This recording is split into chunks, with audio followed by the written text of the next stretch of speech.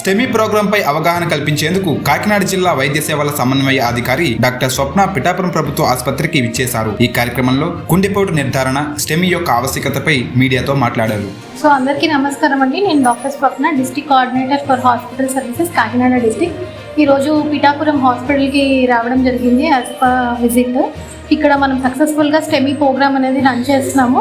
ఈరోజు ఇక్కడ ఉన్న ప్రజలందరికీ కూడా కొంచెం అవగాహన, అవేర్నెస్ క్రియేట్ చేయడానికి ఇక్కడ రావడం జరిగింది. ఈ స్టెమీ ప్రోగ్రామ్ ఏంటనేది it is very important program launched by the government. దీంట్లో ఏంటంటే హార్ట్ అటాక్ వచ్చిన పేషెంట్స్కి విదిన్ 1 అవర్ మన CHCs అండ్ ఏరియా హాస్పిటల్స్లో అందజేసే ఈ ప్రోగ్రాము చెస్ట్ పెయిన్ వచ్చిన విదిన్ 1 అవర్ ఈ హాస్పిటల్స్కి వస్తే మనం దాన్ని హార్ట్ అటాక్ అని నిర్ధారించి ECG తీసి హబ్ అండ్ స్పోక్ మోడల్లో ఈ ప్రోగ్రామ్ రన్ చేస్తున్నాము. సో మన హాస్పిటల్స్ CHCs ఇంకా ఏరియా హాస్పిటల్స్, హబ్ హాస్పిటల్స్ దీంట్లో పేషెంట్ని నిర్ధారించిన తర్వాత చెస్ట్ పెయిన్ వచ్చిన పేషెంట్కి ECG తీస్తాము. తీసిన తర్వాత దాంట్లో మనకి గుండెపోటు వచ్చింది, హార్ట్ అటాక్ అని నిర్ధారించిన తర్వాత ఆ ECGని మనము అప్లోడ్ చేస్తాము ఒక సిస్టంలో. అది డైరెక్ట్గా GGHలో ఉండే కార్డియాలజిస్ట్కి వెళ్తుంది. అక్కడ వాళ్ళు కూడా కన్ఫర్మ్ చేసిన తర్వాత మన హాస్పిటల్లో ఉండే ఇంజెక్షన్ టెనెక్టప్లేస్ అనే ఇంజెక్షన్ మనం పేషెంట్కి ఇవ్వడం జరుగుతుంది ఆఫ్టర్ టేకింగ్ హిస్ కన్సల్ట్.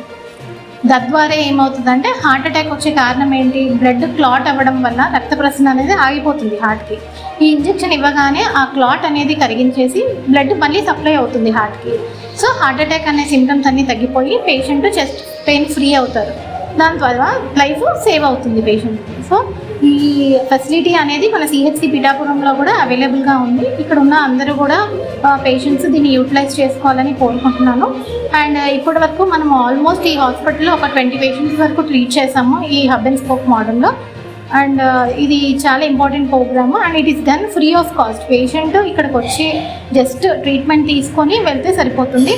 దీని తర్వాత ఇంజెక్షన్ ఇచ్చినాక పేషెంట్ స్టెబిలైజ్ అయినాక మనం GGHకి పంపడం జరుగుతుంది. అక్కడ కార్డియాలజిస్ట్ చూసి ఈ పేషెంట్కి యాంజియోగ్రామ్ చేసి స్టెంట్ పడితే స్టెంట్, మెడిసిన్స్ ఇస్తే మెడిసిన్, లేదంటే బైపాస్ అయితే బైపాస్. ఫర్దర్ ట్రీట్మెంట్ పెద్ద హాస్పిటల్లో జరగడం.